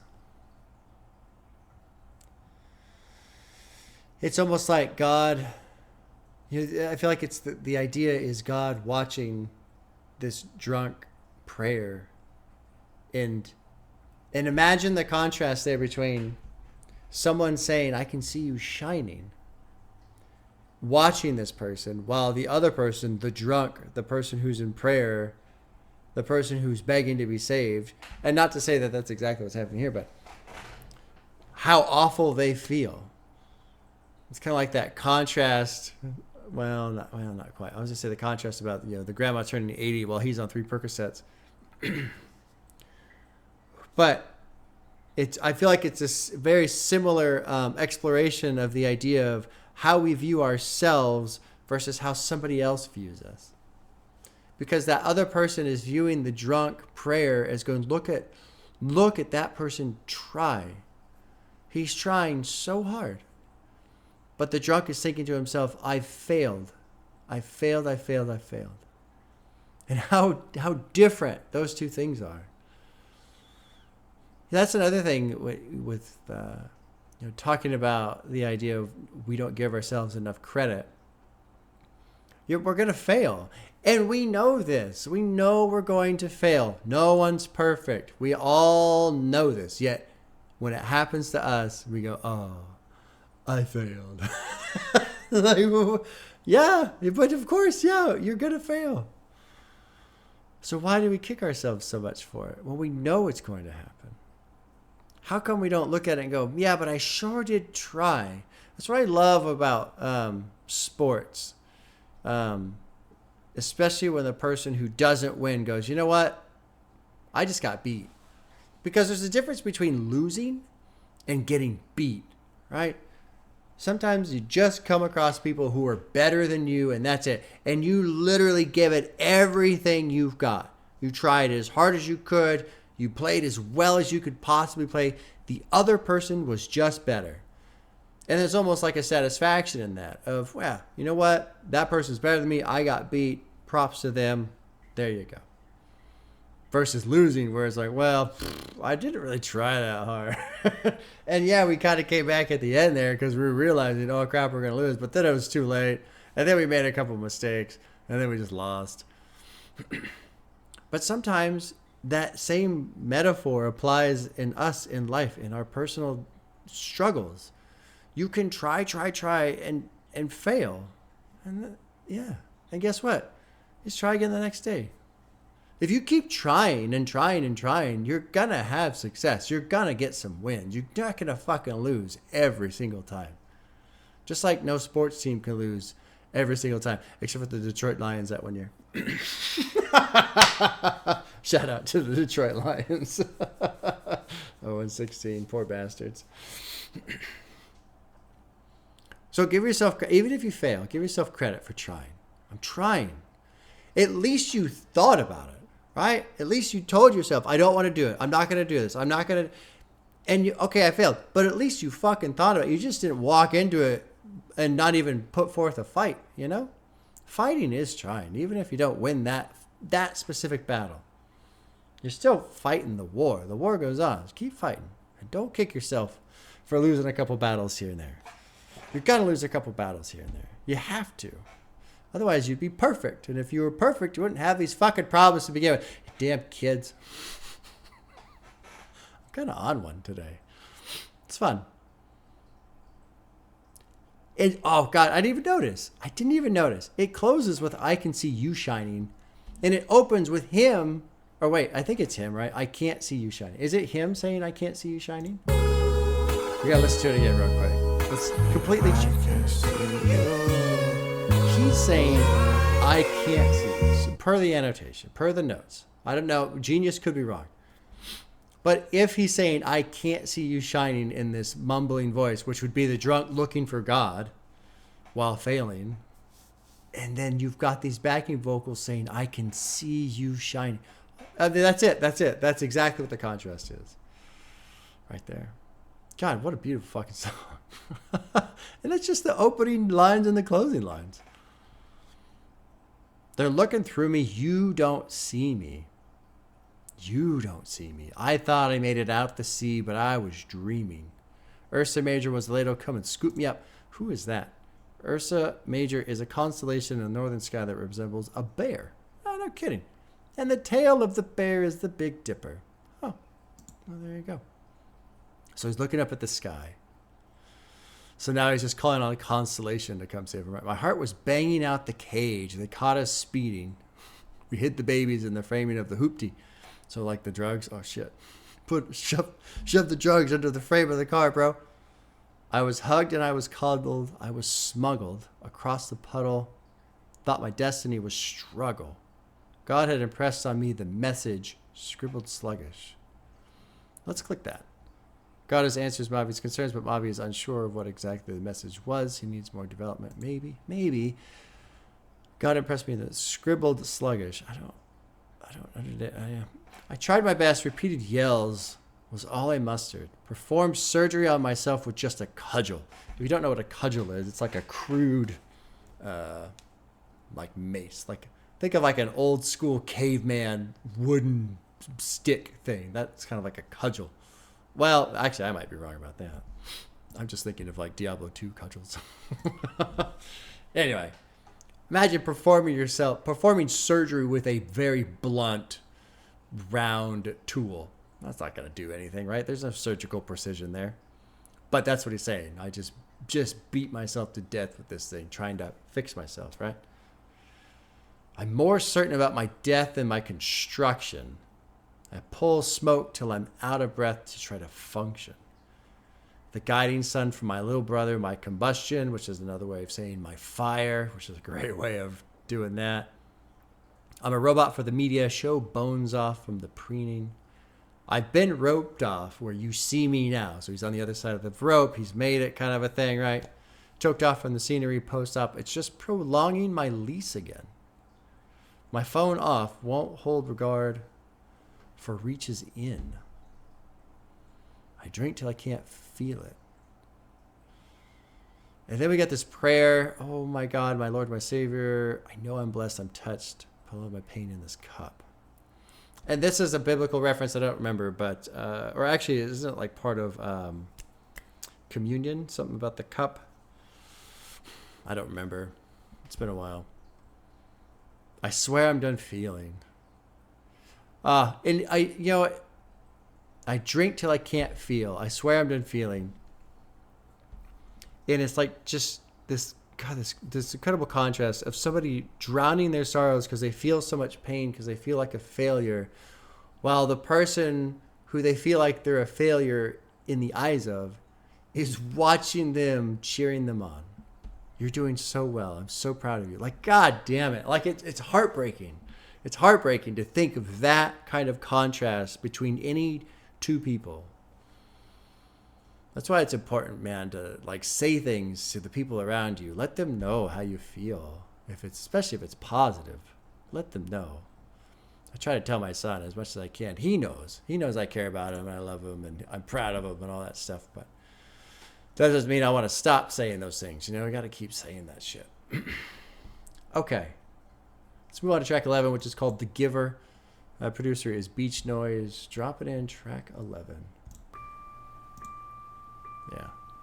Yeah.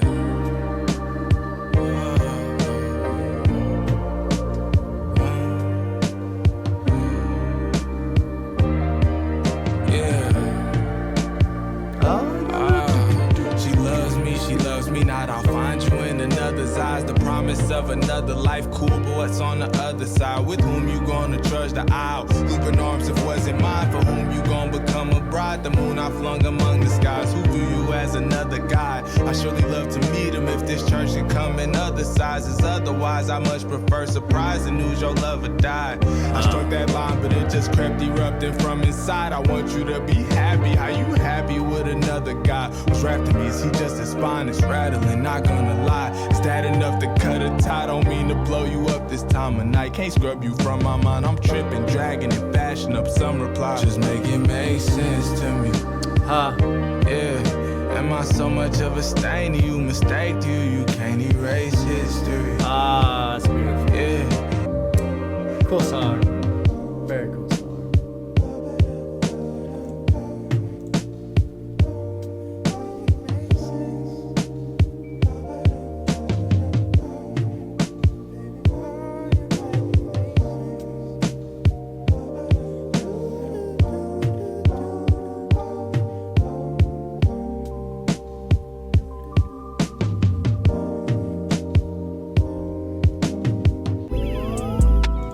Yeah, this one's tough because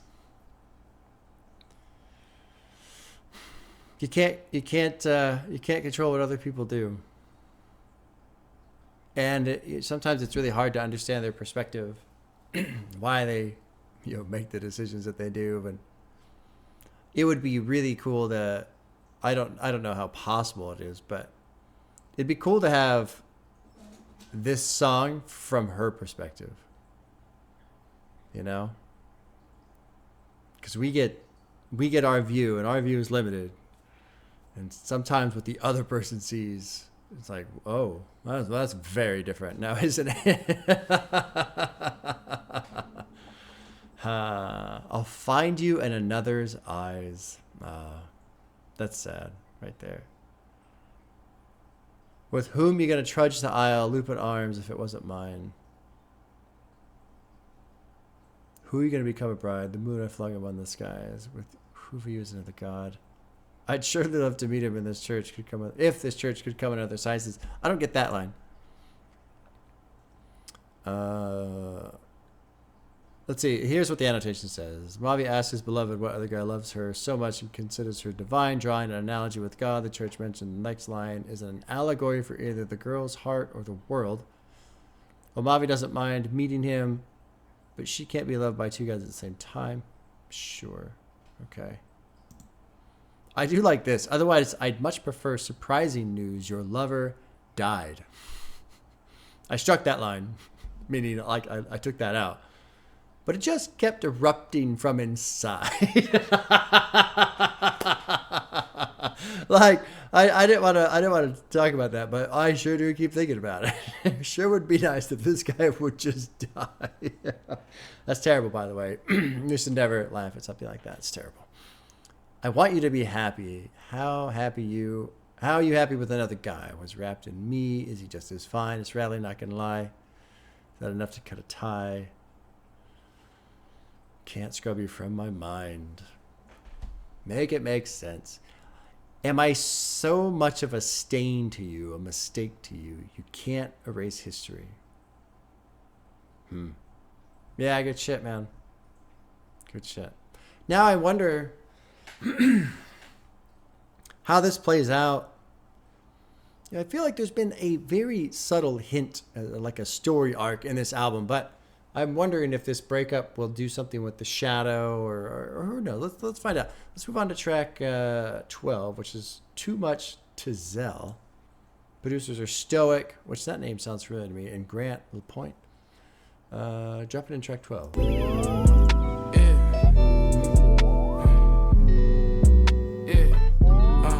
I'm back in my boogie, I'm out of the cleaners.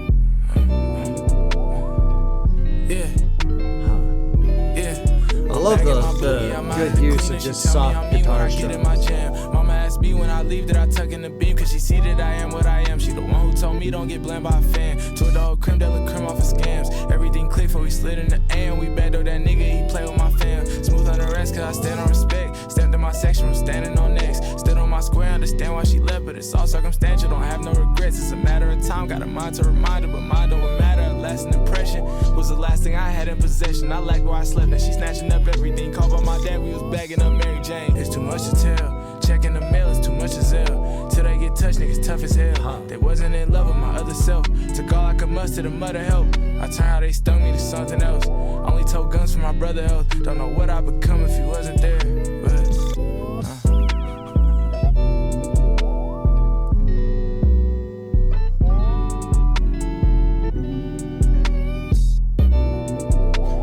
Cool again, man. Just cool tracks.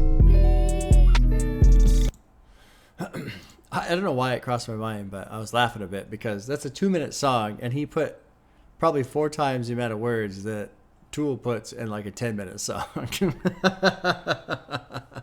I don't know why that came to mind, but it did. I'm backing my boogie out of the cleaners. She's telling me I'm mean when I get in my jam. Mama asked me when I leave, do I tuck in the beam? What the fuck does that mean? Because she see that I am what I am. In these 4 bars, MAVI expresses a return to a state of confidence and flow with the phrase, I'm back in my boogie. Yeah, okay. The phrase taken to the cleaners typically refers to losing a significant amount of money or being exploited. It can also imply emotional abuse, sure. By stating I'm out of the cleaners, he emphasizes his recovery from financial hardship or difficult phase, sure. Okay, that makes sense. Okay.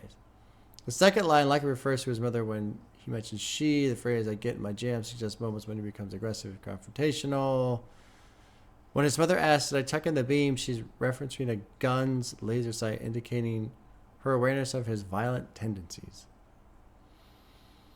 Okay. That's a long-ass annotation. I read like half of it. I was skimming through it. She's the one that told me, don't get blamed by a fan. Sure. Turn the whole creme de la creme off of scams. Everything clicked before we slid in the AM. We backdoored him. He played with my fam. Smith and Rex. You know, it does cool. Like his flow does kind of have like a good punch, good sound, crisp flow through here. Stood on my square. Understand why she left, but it's all circumstantial. Don't have no regrets. Matter of time. Got to mind a reminder, but mind over matter. A lasting impression was the last thing I had in possession. I lacked where I slept, and she's snatching up everything. Caught by my dad, who was bagging up Mary Jane, snatching grabs out of that Jetta. I'm a lover, not much of a fighter, but I made my right hand the one for my wedding ring. Oh, so like he's putting his ring on his right hand so he can probably punch harder or hit harder.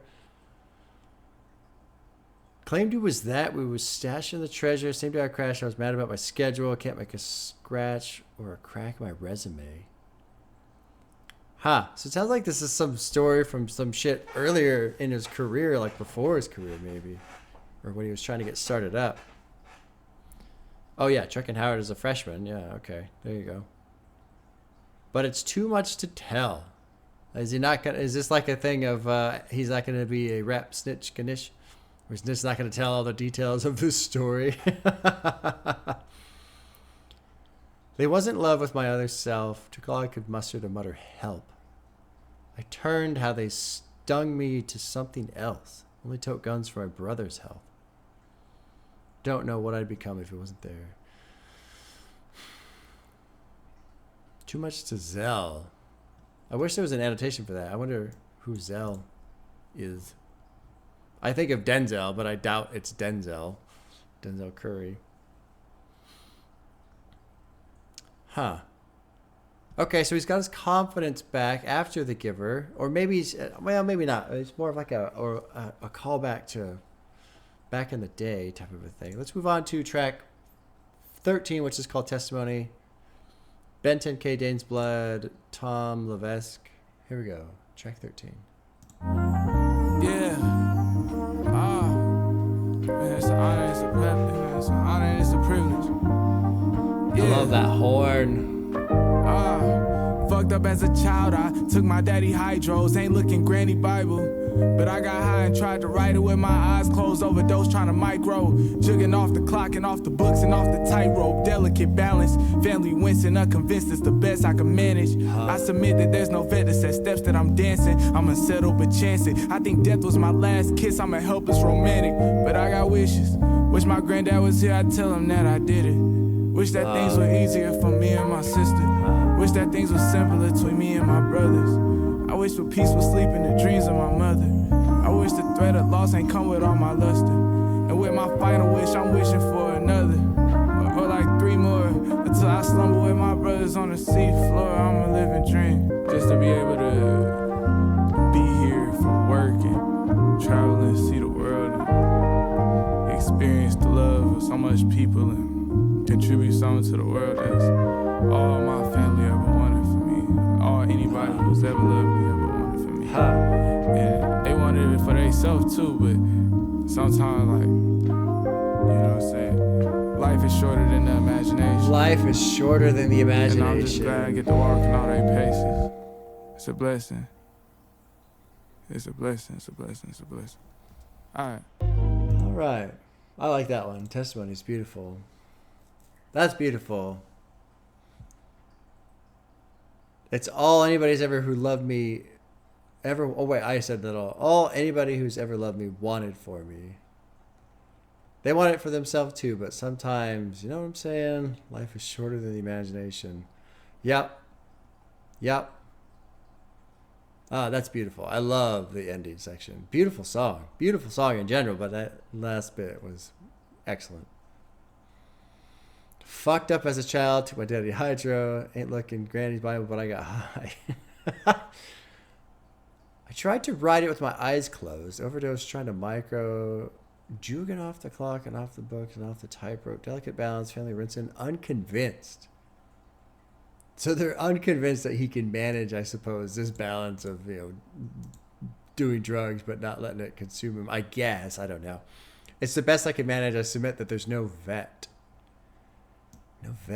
Like no veteran at this type of thing, maybe. To set steps that I'm dancing, I'm unsettled but chance it. I think death was my last kiss. I'm a helpless romantic. That's kind of a fascinating way to say that.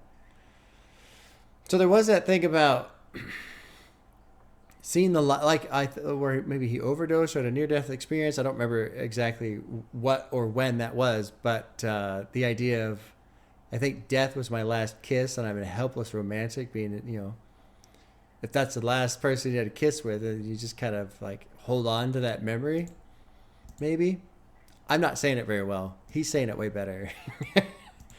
I got wishes. Wish my granddad was here. I tell him that I did it. Oh, God. I wish that things were easier for me and my sister. This is a beautiful song. Beautiful song. Why it sound like I complaining and saying it ain't what it seems. I prayed for all this paper, wasn't thinking what it means. Note I love a song is Sister and Them by Jid. Oh, God, that song is so fucking good, man. So good. I love that song. And this line right here, wasn't thinking what it means, kind of makes me think of that song and what he's expressing in terms of the relationship with his sister. Through all my days, I just be grateful I don't look like what I've seen. God, man. All right, there's one more. My Own Way. Monte Booker is the producer. That name sounds familiar too. I've gone through so much music, I just can't remember who produced on what these days. Final track of Shadowbox. Here we go.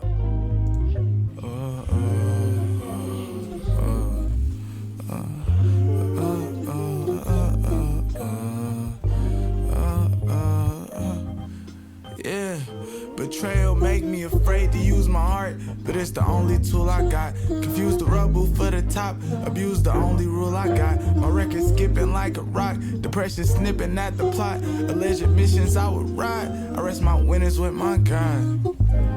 You You made me hate myself and then I paid you for it. No, mom ain't think I break her heart, but I'm her baby boy. Can't say if I made the favor, God, or just his favorite toy. The day has come to pay something that I just can't afford to go my own way. A pocket full of the poems I won't say. You got my soul on the loner for the day. With no rebuttal, you know I'm gon' pray. I gotta go my own way. A pocket full of the poems I won't say. You got Interesting my soul production, on the these little- loner for the day. With no rebuttal, you know I'm gon' pray. Without no rebuttal, you know I'm gon', you know I'm gon'. You know I'm gon', you know I'm gon'.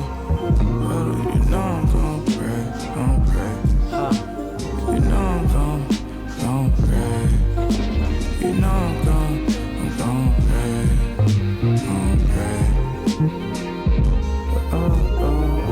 Little guitar way in the back there. So Billy.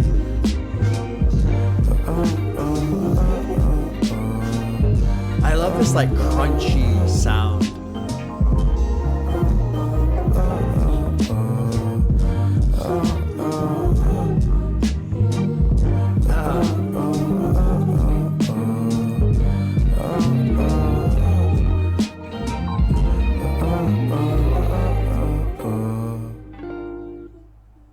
I didn't want it to end yet.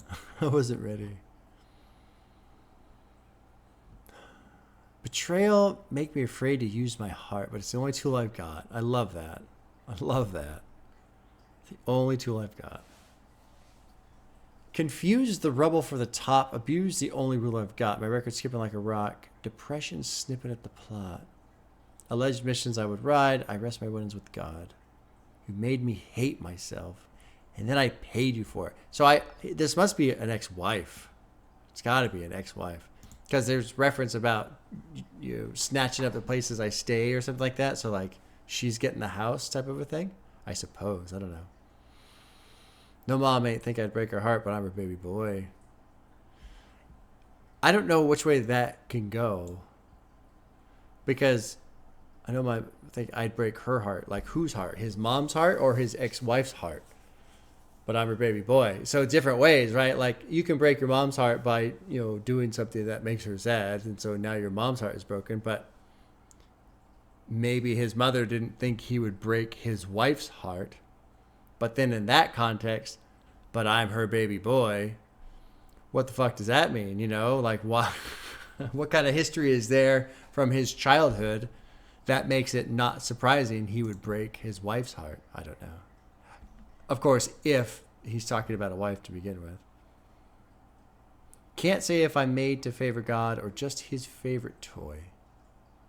The day has come to pay a sum that I just can't afford.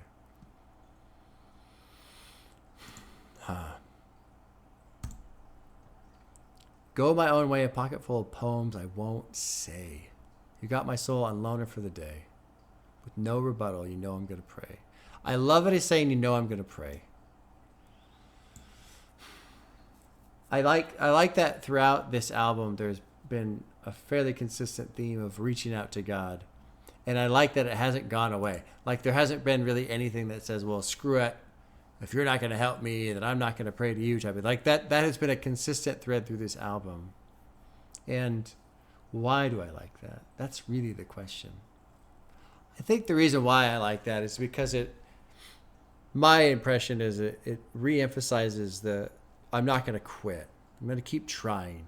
Even if I feel like there's no results. Had to sneeze there. Had to mute. I feel like the idea of praying and praying and praying, and even if you feel like you're praying a lot and you're not getting anything from it, I'm just going to keep doing it.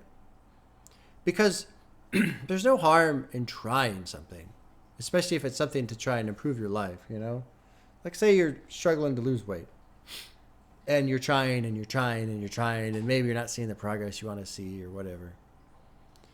Well, then you just keep trying. Like, there's no harm in trying, because if you don't try, what's going to happen? You're probably going to put weight on, So, yeah. I like this Even through all like these dark stretches, it seemed like there was still prayer present, still looking to God, even if God didn't necessarily respond. If I gotta mumble, I'll do it. Gotta stumble, I'll do it. I like that. Gotta tuttle to you on my ruptured crust with my tooth. When nobody humbled me, you did. Returned to dust for I'm muted. You rushed and crumpled our blueprint before construction or proof. I'm seeing red, feeling blue. The green behind the fence. I don't know what the fuck that means. The green behind the fence. I feel like you rushed and crumpled our blueprint before construction or proof. I feel like maybe whoever he was in this relationship with, they had this plan. And who knows, but like, okay, I'm going to work on this music and this is the plan and we're going to stick to the plan. And then she bailed out on it. Maybe. Who knows? The green behind the fence of heaven, reverend, beg him, make some room for me, a tiny blip, the grander scheme of universe, no routes to run, no routes to run, so like a wide receiver, assigned to the bench. Common sense to compensate, a compass with no time and space. So if a common sense to compensate, no time and space. So is he saying like, maybe God didn't let him play the game the way he wanted to? If you don't get to run the routes, if you're just stuck on the bench, maybe you're second string, maybe you're an underground artist, something like that. Instead of, okay, yeah, I didn't get to run those routes and I get to play on the big field. Maybe I feel like a compass that has no time or space. Like, what am I doing here? A compass without time and space is pretty useless, right? Common sense. Here's a bunch of common sense to compensate you for the lack of this other thing. And, I think there's a lot of value in the idea of whatever you do. Like, say, if you're going to pursue something that's in the professional capacity and it's really, really hard, whether it's music, it's just entertainment in general, it's sports, it's whatever. It's a really, really tough field when you get into that professional top tier layer. But if you have the common sense to go, look, maybe I'm not as good as those other people. Maybe I can't quite make it to that level. I can still do this. I can still make music. I can still make independent films. I can still go racing my dirt bike at the local races and have fun. They can still do stuff like that. You can still do it. One thing I feel like I guess emphasized too much in our culture is this: you gotta be the best. No, you don't. God damn, you don't. I think this worship of the champion is a little overdone. Like, just go enjoy it. Enjoy it. Just do it and enjoy it. And whatever you get out of it, great. And if you don't get anything out of it, well, then I guess you don't have to do it anymore, do you? There you go. Anyway. I'm going. Or I'm gone. With no rebuttal, I'm gone. Oh, I'm going to pray. I'm sorry. I'm going to pray. I'm going to pray. That was a great little ride. I did expect something a little bit more with the shadow, but I also think I misunderstood. I probably just misremembered what people told me about this album or what I read or whatever. Or maybe I saw something. That's the thing too. People leave their descriptions for albums, and when they talk about stuff online, sometimes they word it in a way that I just read it differently, or I form a different expectation. But that was really cool. I really enjoyed that. I'm glad I sat down with that. I've been wanting to for a while. And honestly, I was like, I don't really know what to listen to today. 2 hours and 10 minutes for a 33-minute album. I am going to bail on the music videos. I've decided. I'm fried. I was like, maybe I won't even do a video today. I was like, no, I got to do a video, I guess. Like, I wouldn't know what to do with myself if I didn't sit down in front of the computer on a Friday and listen to music. I don't know. The cats would probably freak out. What the hell's going on? He's not at his desk. Where are the cats? They're gone. They're gone. Oh, my wife made a cat tree, like a fucking legit cat tree. I wonder if I can just, whatever. It weighs like a couple hundred pounds. She bought lumber. Like, she went all out. Anyway, I don't know why I'm telling you that story. Especially without photos. It's on Twitter. If you look up my Twitter profile, you'll see pictures. Yeah, I'm all like scatterbrained. What a cool album, though. Really cool album. It makes me want to hear Let the Sun Talk. I know that one's popular. I mean, some of the streams, the numbers on that one, like there's one with over 100 million streams. What is it? Love of Money? Well, I guess maybe it's not as big. There's that one. That's a big hit. But cool album, man. Shadowbox. Good times. Now I can watch the rest of the interview with MAVI from Turning the Tables, and watch that. That'll be nice. It's so cool that Kevin and Connor are getting people on and doing interviews. And every now and then I think, man, I could probably do that. And it's like, well, sure, but my current situation just doesn't facilitate that. Like, I don't live near any of the major tour spots, so it's like several hours to drive, and then I don't have like a dedicated space. And I was like, oh, maybe I could try and do like Discord interviews, but that ain't, do a call over. It's not the same. Maybe someday, maybe. You never know where life is going to take you. For now, I'll just keep enjoying the music, and I'll just live vicariously through Kevin and Connor. All right, y'all. Take care. Have a good one. We'll see you soon.